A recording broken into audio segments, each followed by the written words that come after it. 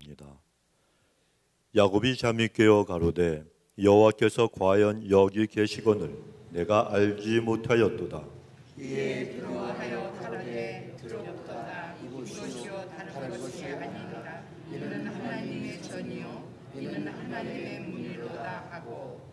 야곱이 아침에 일찍 일어나 베개하였던 돌을 가져 기둥으로 세우고 그 위에 기름을 붓고 그곳 이름을 베델이라 하였더라. 이 성의 온 이름은 부르스더라. 아멘. 자, 여러분, 농부들이 농사를 지을 때 이 농부들은요 항상 이 땅에서 많은 열매와 수확을 거두기를 원하면서 농사를 짓습니다. 하지만 농부들이 자기들이 그렇게 열심히 땀을 흘리고 수고한다 그래서 저절로 곡식과 열매가 풍성해지느냐? 그렇지가 않지 않습니까? 하늘이 열려서 때에 맞게 이슬도 내리고 비도 내리고 적당한 바람도 불고 햇빛도 비춰줘야 합니다. 그런데 우리의 신앙생활도 마찬가지예요. 우리의 신앙생활 가운데 우리에게 하늘의 문이 열리는 것이 얼마나 중요한지 모릅니다. 왜냐하면 그 인생의 그 신앙생활에 하나님께서 하늘의 문을 열어주시는 사람은 누구보다도 그 삶이 복되고 그리고 보람된 인생을 살아갈 수가 있기 때문에 그런 거예요. 여러분, 우리 인간은 하나님의 복을 받고 이 땅에서 살아가야 됩니다. 그래서 우리에게 하늘의 문이 열려야 되는 게, 이 하늘의 문이 열린다는 것은 꼭 이 땅에서 성공하고 출세하고 대통령이 되고 이런 게 아니에요. 여러분, 대통령 되면 뭐 합니까? 오바마가 대통령 저보다 나이가 어리다 그랬잖아요. 그런데 들어갈 때는 머리가 까맸던 사람이 백악관 나올 때는 머리가 하얗게 되어버렸어요. 또 윤석열 대통령은 대통령 안 했으면 괜찮을 사람이 대통령 해가지고 지금 감옥 갔잖아요. 대통령 부러워하지 마세요, 여러분. 인생이 위험합니다. 트럼프 대통령도 이래 이 사람이 내일 취임 예배 드리는데 이것도 걱정이에요. 그 문제도 어떻게 될지 모르는 거예요. 사람은 대통령이 되고 왕이 되고 재벌이 되고 이게 중요한 게 아니에요. 중요한 건 하나님께서 복을 주시면서 하나님을 붙들고 살아가는 사람은 이 땅에서 가장 보람된 인생을 살 수가 있다는 거예요. 이게 중요하다는 겁니다. 그래서 우리에게 하늘의 문이 열려야 되는 거예요. 그래서 오늘 이 시간에 하늘의 문이 열리는 그 비밀이 무엇인가에 대해서 여러분에게 말씀을 드리려고 합니다. 첫 번째는 부모의 유산으로 하늘의 문이 열리게 되는 거예요. 무엇으로? 부모의 유산으로. 여러분, 오늘 본문에는 형 에서를 피해서 도망을 가던, 그래서 외삼촌 라반의 집으로 도피해 가던 이 야곱이 베델이라고 하는 곳에서 잠을 잡니다. 그러다가 꿈속에서 하늘의 문이 활짝 열리는 그런 체험을 한 내용이 기록이 되어 있어요. 그곳에서 이 야곱은 하나님의 영광을 보고 그리고 하나님의 복에 대한 약속을 받게 됩니다. 그는 그 체험을 한 후에 본문의 17절에 보면 두렵도다 이것이요 이것은 다름 아닌 하나님의 집이요 이는 하늘의 문이로다 이 고백을 합니다. 그런데 야곱에게 이처럼 하늘의 문이 열리게 된 것은 그의 힘이 아니었어요. 그가 신앙생활 잘해서가 아니라는 겁니다. 그가 하나님 앞에서 아직까지도 제대로 된 신앙을 가지고 하나님을 섬기지 못했어도 야곱의 할아버지가 누굽니까? 아브라함이에요. 아버지가 누굽니까? 이삭입니다. 그들의 신앙 때문에 그가 복을 받은 거라는 거예요. 이 창세기 28장에 나오는 야곱은 아직까지도 그때까지 온전히 변화되지 못한 미성숙한 사람으로 아버지를 속이고 형 에서의 장자권을 가로챈 그런 사람이었습니다. 그 일로 인해서 형 에서가 자기를 해치려고 하니까 야반에 도주하고 있었습니다. 그런데 나중에 세월이 흘러서 나이가 많이 들어서는 그가 경건한 신앙인이 되었지만, 그러나 창세기 28장에서는 아직까지도 성숙해져가는 그런 과정에 있는 그런 미성숙한 사람이었다는 겁니다. 그런데 그런 그에게 하나님께서 하늘의 문을 활짝 열어주시고 큰 복을 지금 약속해 주신 거예요. 하나님이 이 야곱에게 그런 복을 허락해 주신 이유는 바로 할아버지 아브라함, 아버지 이삭의 경건한 신앙 때문이었다는 거예요. 그래 창세기 28장 13절에 보면 야곱에게 나타나신 하나님께서 하나님 자신을 소개하십니다. 나는 여호와니 너의 조부 아브라함의 하나님이요 이삭의 하나님이라고 이렇게 말씀을 하십니다. 자, 야곱에게 하늘의 문이 열린 것, 이것은 할아버지와 아버지의 신앙의 유산 때문이라고 알려주시는 거예요. 여러분, 세계 지도를 갖다 한번 살펴보시기 바랍니다. 세계 지도를 보면 정말 잘 사는 나라, 선진 문명 국가들 거의 대부분이 기독교를 기반으로 해서 세워진 그런 나라들이에요. 물론 지금 유럽 같은 나라들은 엉망진창이죠. 왜요? 예수님을 버렸기 때문에 그런 거예요. 그런데 못 사는 나라, 굶고 헐벗은 나라, 미개발 후진국 제3세계들은 우상 숭배하고 무당이 판을 치고 주술사들이 막 그냥 크게 존경을 받고 어디 그뿐입니까? 주일 성수 안 하는 나라들 대부분이 다 그렇다는 겁니다. 우리 인생도 마찬가지입니다. 우리가 복을 받고 그리고 우리의 후손들 그들이 자자손손 대대로 복을 받는 비결 무엇이겠습니까? 열심히 공부시켜서 하버드 대학 보내는 거예요? 아닙니다, 여러분. 땀 흘리며 성실히 일한다고 그게 여러분 되겠습니까? 물론 공부도 열심히 하고 성실하게 일하는 것도 중요합니다. 하지만 우리 자손들에게 하나님을 바르게 섬기고 말씀에 순종하는 온전한 신앙을 가르치지 않는다면 그 모든 것은 전부 다 허사가 되어버리고 마는 거예요. 성경은 자녀들에게 무엇보다도 신앙의 유산을 물려주라고 우리에게 강조하고 계십니다. 잣나무, 그 나무는 심은 지 30년이 지나야 제일 위까지에 겨우 첫 번째 열매 한 송이가 열린다고 하지 않습니까? 우리도 우리 당대에 신앙의 유산을 하나님 앞에 심어 놓으면 우리의 자녀들, 손주들이 그 열매를 따서 먹을 수가 있게 된다는 거예요. 그러므로 지금 믿음으로 살아도 당장 내 눈앞에 열매가 없어 보이는 것처럼 보여도 여러분 실망하지 마시고 믿음으로 하나님께서 기뻐하시는 삶을 살아가면 반드시 그 모든 믿는 자들과 그 자녀 손들에게 하나님께서 하늘의 문을 활짝 열려 주실 줄로 믿습니다. 두 번째 비결은 올바른 믿음의 말이에요. 우리의 언어 생활로 하나님께서 하늘의 문을 열어 주신다는 겁니다. 여러분, 하나님이 천지를 창조하실 때 무엇으로 창조하셨습니까? 말씀으로 하셨어요. 말씀으로. 그런데 하나님께서 우리 인간을 만드실 때도 하나님의 형상대로 지으셨습니다. 그래 우리 사람에게도 말의 언어의 능력이 있다는 겁니다. 잠언 18장 21절에 보면 사람의 살고 죽는 것이 혀의 힘에 달렸다라고 말씀하십니다. 그래서 우리 인간의 말에는요 능력이 있습니다. 어떤 능력인가? 몇 가지가 있습니다. 첫째는 우리 육체에 영향을 미치는 능력을 이 말이 갖고 있습니다. 여러분, 사람의 뇌 속에는요 언어 중추 신경이라는 것이 있습니다. 그래서 이 언어 중추 신경이 우리 인간의 모든 신경계를 갖다가 지배하는 거예요. 그만큼 아주 강력한 파워가 있습니다. 그래서 요즘은 언어 치료법이라고 하는 것이 생겼는데, 예를 들면 당뇨병 환자에게 나의 혈당치는 계속해서 정상으로 되고 있다라고 반복해서 말을 하게 되면 실제로 이 혈당치가 떨어진다는 거예요. 그러니까 당뇨 있으신 분들은 아침마다 점심마다 저녁마다 잠들기 전에 거울 보고 외치세요. 나의 혈당치는 떨어지고 있다. 예수님의 이름으로 명하노니 떨어질지어다. 정상으로 회복될지어다. 여러분, 믿음으로 외치면은 역사는 일어나는 거예요. 나중에 가봐서 진짜 여러분 병원에 가서 체크해 보세요. 우리 그 당뇨병 걸리신 분들 계시잖아요. 저도 지금 간들간들 보더라인에 있습니다. 저도 외칠 테니까 여러분도 한번 외쳐보시기 바랍니다. 이 말에는 그런 역사가 일어난다는 거예요.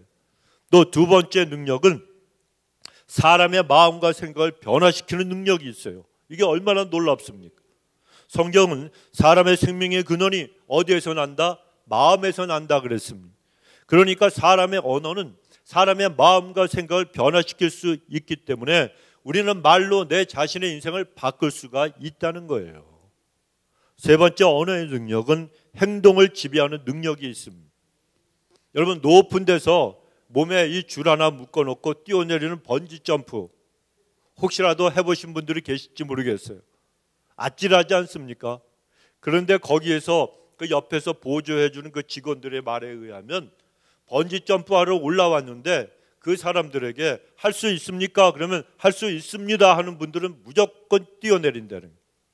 그런데 할 수 없다고 부들부들 떠는 사람들은 아무리 밀려고 그래도 꽉 잡고 번지 점프 한다고 올라갔는데, 돈 내고 올라갔는데 막상 보니까 무섭잖아요. 그러니까 못 뛰어내리는 거예요. 그래서 밀려고 그러면 옆에 있는 거 잡고서 막 같이, 그래서 옆에서 종사하는 그 일하는 사람들은요, 자기들도 묶어야 돼요. 안 떨어지게. 그 사람들이 떨어지면서 자꾸 떨어지는 거예요. 밀면은. 그러면 그 옆에 있는 분들이 같이 떨어질 때 뭐 낙하산 맨 것도 아닌데 안 떨어지게 묶지 않으면 자기들은 아무것도 없이 그냥 떨어지면은 너 살고 나 죽는 거 아니에요. 그러니까 말로 할 수 있다 그러면 하는 거예요. 할 수 없다 그러면 못 한다는 거예요. 그만큼 이 말에는 능력이 있다는 것입니다. 네 번째 언어의 능력은 환경을 변화시키고 우리의 운명을 지배하는 능력이 있다는 거예요. 여러분, 사람은요, 그 사람이 어떤 말을 하고 어떤 말을 듣느냐, 여기에 따라서 환경이 달라지고 운명이 달라지게 되어 있습니다. 다섯 번째는 자아상을 변화시키는 능력이 있어요. 여러분, 사람이요, 자기 자신이 어떤 사람인가, 이 자기의 자아상, 이게 너무나도 중요한 거예요. 나를 어떤 존재로 내가 보고 있느냐에 따라서 언행 심사가 달라지기 때문이라는 거예요. 임금이 여러분 임금처럼 얘기해야지. 그렇지 않습니까? 무슨 또 동네 양아치처럼 얘기하면 됩니까? 안 됩니까? 안 되는 거예요. 임금은 임금처럼, 신사는 신사처럼, 숙녀는 숙녀처럼, 예수 믿는 사람은 예수 믿는 사람처럼, 그렇게 여러분 모든 언행 심사가 달라져야 되는데, 자기의 자아상이 어떤 거에 따라서 사람은 그 말하는 입이 달라진다는 거예요. 여섯 번째 가장 중요한 언어의 능력은 말로 하나님을 움직이는 능력이 있다는 거예요. 민수기 14장 28절에 보면 하나님께서 12 정탐꾼을 여러분 보내실 때에 그때에 그들의 말이 하나님의 귀에 들린 대로, 너희들의 말이 내 귀에 들린 대로 내가 그대로 시행하겠다 하시는 말씀이 나옵니다. 그리고 그 말씀 그대로 가나안 땅에 우리는 절대로 들어갈 수 없다 이렇게 얘기했던 10명의 정탐꾼은 가나안 땅에 들어가지 못하고 광야에서 다 죽고 말았습니다. 하지만 우리가 무슨 일이 있어도 하나님의 인도하심과 은혜 가운데 가나안에 들어갈 수 있다고 말했던 2명의 정탐꾼 갈렙과 여호수아는 그들의 말대로 가나안 땅에 들어갔습니다. 마태복음 16장 16절에 보면 베드로가 위대한 신앙을 고백을 합니다. 주는 그리스도시요 살아계신 하나님의 아들이시니이다. 이 고백은 예수님이 구약 성경에서 약속하신 구세주시고 하나님이 우리의 구원을 위해서 보내신 하나님의 아들이라고 하는 그 뜻입니다. 그 고백을 받으신 예수님은 베드로를 칭찬하셨어요. 그러면서 그에게 놀라운 복을 주셨습니다. 19절에 보면 내가 천국 열쇠를 네게 주리니 네가 땅에서 무엇이든지 매면 하늘에서도 매일 것이요 네가 땅에서 무엇이든지 풀면 하늘에서도 풀리리라 약속하셨습니다. 천국 열쇠를 주셨다. 이 말씀은 올바른 신앙 고백을 그 입술의 말로 한 사람에게는 천국의 문을 닫을 수도 있고 열 수도 있는 권리를 갖다가 주시겠다는 거예요. 그러므로 하늘의 문을 열기를 원하는 사람은 그 생활 속에서 올바른 믿음의 말을 하면서 살아가야 하는 겁니다. 환경 보고 사람 보고 자신의 무능함과 그 연약함을 보고 부정적인 말을 하면서 살아가면 그런 사람에게는 하늘의 문이 닫히지 절대로 열리지가 않는 거예요. 여러분, 자동차의 백밀러 또 사이드 밀러 보면 사물이 거울에 보이는 것보다 가까이 있다는 문구가 있잖아요. 그런 차들이 있는데 마찬가지로 하나님은 우리의 생각보다 내가 느끼는 것보다도 훨씬 더 가까이에서 우리 곁에서 우리를 갖다가 지켜주시고 함께 계시는 분이라는 거예요. 그러니까 우리 하나님이 늘 우리와 함께 계시는데 우리가 하는 모든 말을 여러분 듣지 못하시는 것이 어디에 있겠습니까? 모든 걸 다 듣고 계신다는 거예요. 그러므로 우리가 비록 현실은 어렵고 내 자신의 능력이 부족한 것 같아도 하나님이 함께 계셔서 좋은 일이 일어날 것을 이것을 믿음의 말로 우리가 고백을 하면 반드시 그런 사람에게는 하나님이 귀에 들린 그대로 하늘의 문을 열어주실 것입니다.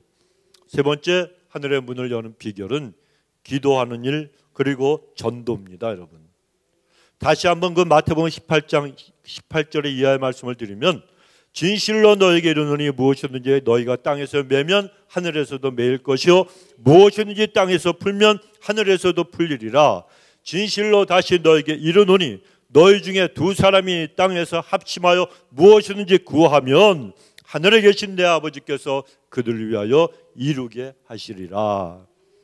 여러분, 하나님께서 말씀하시는 것이 하늘의 문을 닫고 여는 열쇠를 사용하는 비결, 이게 뭐라고요? 기도라고 알려주고 계시는 거예요. 엘리야 선지자는 기도로 하늘의 문을 갖다가 닫고도 열었던 그런 사람이었어요. 이스라엘에 비가 오지 않으니까 하나님께서 그에게 기도하라고 말씀하셨잖아요. 그런데 비가 왜 안 왔습니까? 엘리야가 비가 오지 않기를 기도했습니다. 그랬더니 하늘의 문이 닫혀서 3년 6개월 동안 비가 오지 않았습니다. 그리고 다시 그가 비가 오기를 구했을 때 하늘이 열리고 하늘에서 비가 내렸습니다. 기도로 하늘의 문을 열고 그리고 닫았다는 겁니다. 뿐만 아니라 전도하고 선교하면 하늘의 문이 우리에게 열리게 되어 있습니다. 요한계시록 2장 3장에 보면 초대교회 당시에 있던 소아시아 지역의 7개 교회가 나옵니다. 그들에게 주시는 메시지가 있는데, 거기에 계시록 3장 8절에 보면 우리 주께서 필라델비아 교회에 대해서 말씀하시는 것이 나옵니다. 볼지어다 내가 네 앞에 열린 문을 두었으니 능히 닫을 사람이 없으리라. 열린 문. 그러니까 필라델비아 교회는 선교하는 교회요 전도하는 교회였습니다. 그런 교회에게 하나님께서 하늘의 문을 열어주시겠다는 겁니다. 여러분, 오늘날도 마찬가지예요.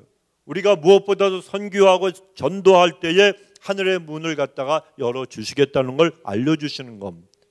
사도행전 2장에 보면 하늘의 문이 열리고 바람 같은 성령, 불 같은 성령의 역사가 일어났잖아요.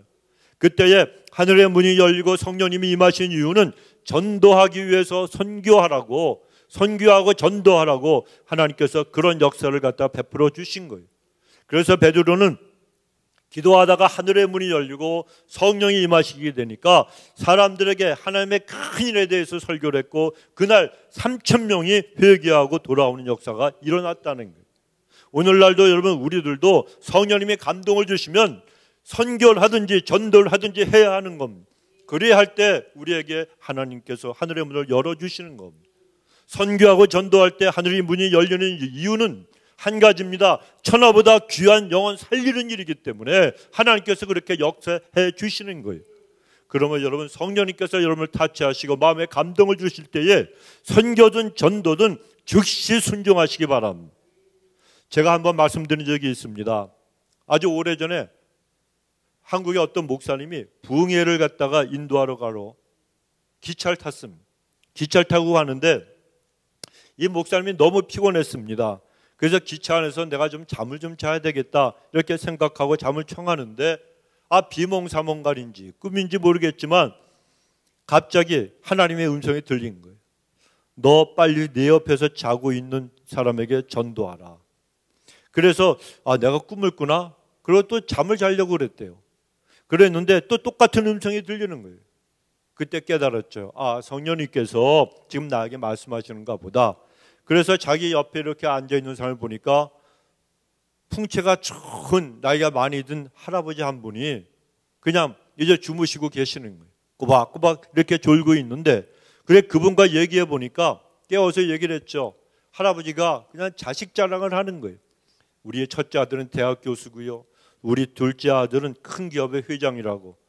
그러면서 자기 집안의 이야기를 장황하게 이제 늘어놓고 있는데, 가만히 들어보니까 이 목사님이 그 할아버지가 세상 자랑이 너무 많아가지고 도무지 예수 믿을 분이 아닌 것 같았습니다. 그래도 전도를 해야 될 거 아닙니까? 그래서 그 할아버지에게 예수님 믿으시라고 권면을 갖다 아주 강하게 했습니다. 이 할아버지가 듣기 싫다고 그러는데도 나는 예수 안 믿는다 그래도 계속해서 복음을 전했습니다. 그랬더니 이 할아버지가 화가 났어요. 그리고 하는 말이, 아니 예수 믿는 목사들은 인격도 없습니까? 싫다고 했으면 싫은 줄 알아야지. 아니 예수를 기찻간에서 믿으란 말이요? 그러면서 화를 내고서 그 자리에서 뻘떡 일어나 다른 자리로 가버렸다는 거예요. 그런데 조금 있으니까 이 할아버지가 기차가 잠시 중간에 정차했었는데 아마 그 사이에 매점에서 사오셨는지 소주 한 병, 오징어 한 마리 들고서 다시 그 목사님한테 왔어요. 그러고 나서 사과하는 거예요. 목사님, 아까 화를 내서 내가 미안하게 됐습니다. 근데 사람이 나이가 들면 노여움이 많아지나 보니까 그러니까 좀 이해해 주십시오. 그러면서 목사님한테 소주잔을 탁 주면서 목사님, 우리 화해하는 기분으로 화도 풀 겸 기분도 풀 겸 소주를 한잔 합시다. 그러더니 소주를 따라가지고 목사님한테 주는 거예요. 그러니까 목사님이 일단은 받았으니까 감사합니다는 얘기해야 되잖아요. 그러니까 감사합니다. 그러고 나서 하는 얘기가, 그런데 목사들은 술을 안 먹습니다. 그러니까 할아버지나 드세요라고 말씀을 드렸어요. 그런데도 그 할아버지는 에이 목사님 누가 보나요? 한 잔 마시세요. 아무도 없는데 뭐 어때요? 한 잔만 딱 마셔요. 괜찮아요. 그래도 이러면서 자기도 홀짝 마시고 그 다음에 오징어도 쭉 찢어가지고 목사님한테 주면서 자꾸 소주 한 잔만 마시라고 이렇게 권하는 거예요. 이 목사님이 아니라고 그냥 부드럽게 얘기하다가 거절을 했는데 나중에는 하도 한 잔만 먹으려니까 화가 나가지고 화를 냈어요. 아니 할아버지, 내가 싫다고 하면은 한 번 싫다 그러면 싫은 거지. 왜 자꾸 못 먹는 술을 갖다가 또 먹으면 안 되는 술을 먹으라고 하는 겁니까? 그랬더니 그 할아버지가 그것 봐요. 하기 싫은 거 자꾸 하라 그러면 화나죠. 그러면서 나도 그렇다니까. 그러니까 목사님도 나보고 자꾸 예수 믿으라고 하지 마시오. 이 얘기를 했다는 거예요. 그러니까 이 목사님이 그냥 엄격결에 그 할아버지한테 보기 좋게 당한 것입니다. 그래 여러분, 나에게 예수 믿으라고 하지 말고 당신이나 잘 믿어 뭐 이렇게 되니까 어떻게 같이 앉아서 기차를 타고 여행할 수가 있겠습니까? 그래서 이 목사님이 보니까 빈자리가 주위에 있어요. 그러니까 그 목사님이 뻘떡 일어나서 할아버지가 보기도 싫은 거예요. 다른 칸으로 가버렸어요. 그래갖고 다른 곳에 가서 앉아서 야, 내가 오늘 부흥회 인도하러 가면서 한 방 먹었네. 그러면서 괜히 씁쓸하고 실패한 것 같은 생각도 나고 또 그 영혼이 안타까운 그런 마음이 있어서 그냥 가만히 앉아있는데 어느 역에 기차가 정차했어요. 그런데 보통 잠깐 기차가 섰다가 떠나는 그 역에서 10분이 지나도록 기차가 떠나질 않는 겁니다. 그러더니 나중에 뭐 시끌벅적하더니 경찰이 오고 구급차가 오고 야단이 났습니다. 무슨 일인가 알아봤더니 아까 그 할아버지가 기차 안에서 소주 먹고 있다가 갑자기 돌아가셨다는 거예요. 누가 죽었나 보니까 그 할아버지라는 거예요. 깜짝 놀라서 얼마나 여러분 그 할아버지가 영혼이 불쌍했겠습니다. 너무 놀랐어요. 오늘 하나님이 데려가실 그 영혼이라서 하나님께서 나에게 그렇게 하셨는데 내가 화를 낼 게 아니고 조금이라도 더 지혜롭게 했다면 그 할아버지의 영혼을 구원할 수 있지 않았겠느냐 탄식하며 회개를 했다는 겁니다. 사랑하는 성도 여러분, 우리는 복음을 전하다가 귀찮게 하는 사람이라고 욕을 먹는 일이 있어도 전도하고 선교해야 되는 거예요. 우리가 남은 인생 거기에 우리의 모든 걸 올인하고 살아야 되는 거예요. 돈 많이 벌어봤자 지나가면 그만이에요. 대통령 자리에서 내려올 날이 있는 거예요. 사람들이 나에게 박수를 쳐주고 인기가 있고 최고라고 칭송해주면 그런 사람들이 여러분을 항상 어느 땐가는 배반하는 거예요. 여러분과 가장 친한 사람, 곁에 있는 사람이 배신하는 거예요. 속지 마세요, 여러분. 속지 마세요. 돈도 우리를 배신하고 떠날 때가 있고 사람도 배신하고 떠날 때가 있어요. 사람이나 어떤 돈이나 어떤 환경에 올인하고 살지 마세요. 인생을 가장 비참하게 살고 불행하게 사는 그런 방법입니다. 한 가지, 사람 영혼 살리는 일에 우리는 올인하고 살아야 돼요. 하나님이 이걸 정말 원하시는데 참 답답해요. 자기 영혼만 중요하고 남의 영혼은 중요하지 않아. 이게 아니라는 겁니다. 사도 바울은 내가 지옥에 가는 일이 있어도 내가 하나님께로부터 천국으로 못 가는 한 일이 있어도 나는 너희들이 다 구원받기를 원한다고 외쳤지 않았습니까? 이게 예수님 믿는 사람의 절절하고 가장 절박한 심령이 되어야 되는 거예요. 오늘날 모든 교회 많은 성도들 중에 이 마음이 없어요. 성령의 불을 받으면 바뀌는 거예요, 여러분. 성령의 뜨거움이 그 심령에 있으면 죽어가는 영혼을 보고 어떻게 가만히 있습니까? 하나님 앞에 우리는 여러분 회개하고 선교하고 전도하는 일에 올인하며 살아야 되는 거예요. 아무리 욕을 먹고 광신자라고는 얘기를 들어도 여러분 하나님은 전도하고 선교하는 사람 그리고 기도하는 사람에게 하늘의 문을 활짝 열어주시는 것입니다. 마지막 네 번째로 하늘의 문을 여는 비결이 있습니다. 하나님 말씀을 잘 듣고 행하는 사람이 되어야 되는 거예요. 행하는 사람이 되어야 되는 거예요. 여러분 구원은 믿음으로 거저받습니다. 축복은 그러나 이 땅에서 우리가 말씀을 행함으로 받게 되는 겁니다. 공짜가 없어요. 하나님은 심은 대로 거두게 하신다 그랬잖아요. 그래서 우리가 말씀을 듣고 그 말씀대로 사는 것은 하나님 앞에 축복의 씨앗을 심는 것과 똑같다는 거예요. 따라서 그 씨를 우리가 머지않아서 아름답고 풍성한 열매, 그 열매가 맺혀지면 그것 모든 것들이 우리에게 그대로 돌아오게 되어 있다는 겁니다. 신명기 28장 1절 이하에 보면 하나님의 말씀을 듣고 지켜 행하는 자에게 주시는 복들이 나옵니다. 그 가운데 12절에 보면 여호와께서 너를 위하여 하늘의 아름다운 보고를 여사 하늘의 아름다운 보물 창고를 열어주신다는 거예요. 그래서 내 땅에 때를 따라 비를 내려주시고 내 손으로 하는 모든 일에 복을 주시리니, 여러분 하나님 말씀을 듣고 그 말씀대로 행하면 하늘의 문이 활짝 열리는, 하늘의 문이 열릴 때 뭐가 옵니까? 하늘의 보고, 하늘의 그 보물 창고가 열려서 그것이 나에게 쏟아진다는 겁니다. 그래서 요한계시록 3장 8절에도 보면 볼지어다 내가 네 앞에 열린 문을 두었으되 능히 닫을 사람이 없으리라. 내가 네 행위를 아노니 네가 작은 능력을 가지고서도 내 말을 지키며 내 이름을 배반하지 아니하였도다. 능력 갖고 되는 게 아니라는 겁니다. 내심이 보잘것없고 연약한 사람이라 할지라도 하나님 말씀 붙들고 몸부림치며 그 말씀으로 나 자신을 쳐서 하나님 나는 왜 하나님 말씀 앞에 그대로 순종하고 복종하는 삶을 못 삽니까? 이런 거룩한 괴로움을 가지고 자신이 하나님 앞에 기도하면서 순종하며 행하면 하나님이 그 사람이 어떤 사람이든 어떤 자리에 있든 어떤 그 성숙하든 미성숙하든 하나님은 그에게 반드시 복을 주신다고 약속하고 계시는, 여러분 하늘의 보고, 하늘의 보고가 여러분 여기 아메리칸 그 뱅크에 있는 아니면은 또 웰스파고에 있는 그 은행에 있는 그 현찰보다 못하겠습니까? 은행마다 금고가 있잖아요. 안전 그 세프티 박스가 있잖아요.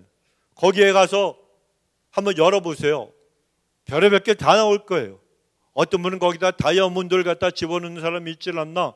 영화에 보니까 그렇더라고요. 영화에 보니까. 그런 거하고 상관이 없는 거예요, 여러분. 비교가 안 되는 거예요, 하늘에 보고. 그 보고를 열어주신다니까요. 답답한 게 그 보고를 열 줄을 몰라. 그 보고를 여는 비결은 딱 하나예요. 말씀을 행하라는 거예요. 그러면 놀라운 역사가 일어나는 거예요. 세상의 물질과 세상의 명예와 비교할 수 없는 그런 보고가 열린다는 거예요. 여러분 자녀들도 보면 부모의 지갑이 열리게 하는 자녀가 있고, 어떤 자녀들 보면 부모의 지갑이 부모가 열다가 돌 닫는, 부모의 지갑을 닫히게 하는 자녀가 있잖아요. 그렇지 않습니까? 마찬가지입니다, 여러분. 누가 여러분 부모의 지갑을 열 수가 있습니까?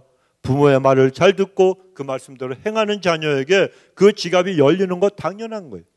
마찬가지로 하나님은 하나님의 말씀대로 믿고 행동하는 사람에게 복을 주신다는 거예요. 여러분 이 복이라고 하는 말의 원어는 아슈레라고 하는 말이에요. 아슈레. 이게 무슨 말인가 하면 행복. 그런데 그 행복이 뭐냐? 하나님께서 나와 함께 계신다는 그 뜻입니다. 그러니까 내가 돈이 없고 내 곁에 사람이 없어도 하나님이 나와 함께 계시면, 하나님이 나와 함께 계시면 내가 행복해질 수 있다는 거예요. 이게 얼마나 큰 복입니까? 하늘의 문이 열리는 거예요. 그러면 길이 없는 곳에 길이 생깁니다. 막힌 인생의 문이 활짝 열리게 되는 거예요. 그 인생에게, 그 자녀 손들에게 축복의 지형이 넓어지고 시온에 들어가 뻥 하고 뚫리는 역사가 일어난다는 거예요. 하나님 말씀이 우리에게 그 축복의 길을 열어주신다고 알려주신다는 거예요. 알려주신다는 거예요.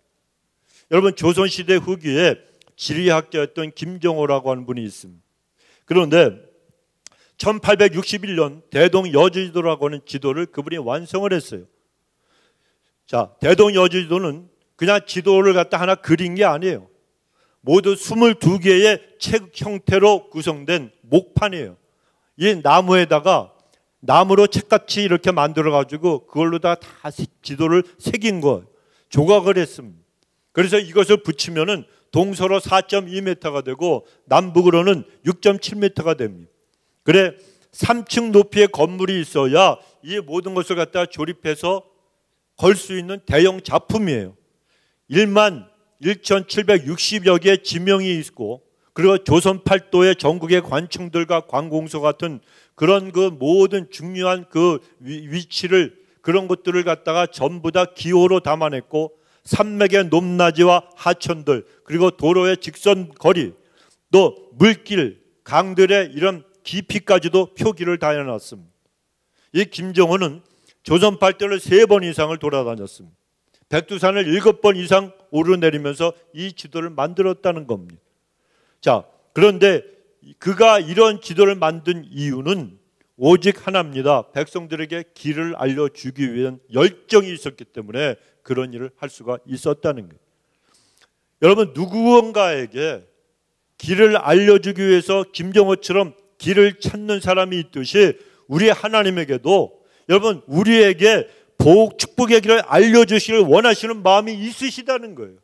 구원의 길 그리고 또 모든 인생의 문제에 대한 해답을 알려주시는 하나님의 말씀, 이 말씀을 우리에게 주시고 그 말씀을 읽고 듣고 묵상하고 무조건 순종하라고 하나님이 그래서 가르쳐 주시고 강조하고 계시다는 거예요.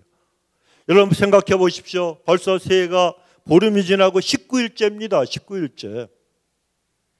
그리고 오늘이 3번째 주일 아닙니까? 우리는 새해를 시작하면서 길을 찾잖아요. 보다 더 좋은 길, 내가 순종한 길을 가기를 원하고 축복의 길을 가기를 원합니다. 지금까지와는 다른 복된 새 길을 갖다 가기를 원하는 거예요. 그런데 우리 하나님이 바로 우리를 위해서 그 새 길을 또한 새 일을 찾게 해주시고 그 일을 행하시는 분이 우리 아버지 하나님이시라는 거예요. 이사야서 43장 19절에 보면 보라 내가 새 일을 행하리니 이제 나타낼 것이라 너희가 그것을 알지 못하겠느냐. 반드시 내가 광야의 새 길을 사막의 강을 내리니 내 백성 내 택한 자에게 마시게 할 것이라고 말씀하십니다. 하나님을 의지하고 믿음으로 길을 찾는 수많은 사람들에게 걱정하지 말라는 거예요. 너희가 나를 믿고 내 말씀에 순종하기만 하면 내가 너희를 위해서 새 일을 행하고 새로운 길을 활짝 열어주시겠다고 약속하신 겁니다. 여러분 여호수아서 3장 5절 하반절에 보면 여호와께서 내일 언제? 내일 너희 가운데 기이한 일들을 행하시리라 하고 약속을 하십니다. 모세가 세상을 떠난 다음 이스라엘의 지도자가 된 이 여호수아에게 하나님께서는 너는 이제 이 백성을 데리고 가나안으로 들어가기 위해서 요단을 건너가라 말씀하시면서 제사장들이 하나님의 법궤를 메고 요단강을 건너가고 백성들은 그 뒤를 따르라고 하셨습니다. 그러면서 하나님께서 하신 말씀이 너희가 하나님 말씀에 순종하여 그 넘실대는 그 강에 말씀에 순종해서 발을 갖다 내딛기만 하면 기이한 일을 갖다 행하시겠다고 말씀하신 거예요. 여기서 우리가 우리 가슴에 깊이 새겨야 될 말씀이 있어요. 우리가 그 어떤 말씀이든지 하나님 말씀 앞에 순종하기만 하면 언제, 내일, 무슨 일을, 기이한 일을 하나님께서 놀라운 일을 행하셔서 우리가 그런 일을 경험하게 될 수가 있다는 것입니다. 그래서 우리 하나님의 백성들에게는 내가 지금 아무리 내 현실이 어렵고 힘들어도 우리에게는 항상 무엇이 있다고요? 내일이 있다는 거예요. 한번 따라해 보십시오. 나에게는 내일이 있다. 무슨 영화 제목 같아. 근데 이게 성경 말씀이에요. 내일 내가 너희를 위하여 기이한 일을 행하리라. 그러니 내일이 있어요, 여러분, 우리에게는. 그래서 우리는 하나님 앞에 소망이 있다는 것입니다. 정말 우리에게는 오늘 내가 울고 있어도 내일은 반드시 웃는 내일이 있다는 겁니다. 그 내일이 어떤 날인가 하면 여호수아서 3장 4절에 보면 너희가 행할 길을 알리니 너희가 이전에는 이 길을 지나가 보지 못하였음이라 말씀합니다. 전에 이스라엘 백성들이 한 번도 경험해보지 못했던, 한 번도 지나가 본 적이 없는 그 길이라는 거예요. 그런 길로 하나님이 이스라엘 인도하시겠다는 겁니다. 여러분, 우리는 답답하고 어려운 그런 역경을 만나면 도무지 내 인생 앞에, 정말 내 앞에는 길이 없다고 좌절하고 절망할 때가 얼마나 많습니까? 그러나 하나님은 우리가 상상하지도 못하는 방법, 누구도 기대하지 못했던 방법, 내가 한 번도 지나가지 못했던 그 길, 내가 한 번도 경험해보지 못했던 그 방법을 사용하셔서 우리 위해서 새 길을 열어주시는 분이라는 겁니다. 그러면 사랑하는 성도 여러분, 이 새해에는 하나님 말씀에 순종하셔서 이스라엘 백성들이 요단을 하나님의 기적으로 건넌 것처럼 여러분도 지금까지 한 번도 경험해보지 못한 축복의 새 길을 걸어가게 되시길 주 이름으로 축원합니다. 이제 말씀을 맺습니다. 금년에 정말 우리 모든 성도님들에게는 하나님 주시는 축복, 그 하늘의 문이 활짝 열리게 되시기를 바랍니다. 그러기 위해서는 본이 되는 신앙생활을 하심으로 자녀 손들에게 신앙의 유산을 물려주시고, 말을 할 때는 언제나 긍정적인 믿음의 말만을 하시기 바랍니다. 그리고 열심히 있는 기도생활, 그리고 전도하는, 선교하는 그런 생활을 하시고 하나님의 말씀에 귀를 기울이고 말씀대로 행하심으로 우리 모든 성도님들과 여러분의 자녀 손들에게 하늘의 문이 활짝 열리는 축복이 임하시길 주 이름으로 축원합니다. 우리 기도하십시다. 아버지 하나님, 고맙고 감사합니다. 하늘의 문이 열리는 비결, 오늘 우리들에게 귀한 말씀 허락하시니 하나님 감사합니다. 오늘 주신 그 말씀대로 하나님 앞에 저희들이 간구하고 행할 때에 하나님이 하늘의 복을 활짝 열어주셔서 우리 자신뿐만이 아니라 우리가 하나님께서 우리에게 기업을 주신 자녀손들과 우리의 생명보다 귀한 아버지 우리의 자녀들, 하나님 저들에게도 하늘의 보고가 열린 역사가 있게 될 줄로 믿사오니 오늘 주신 말씀 꼭 붙들고 한 해 동안에도 승리하며 살게 하여 주옵소서. 감사드리옵고 사랑하는 예수님의 이름으로 기도드리옵나이다. 아멘.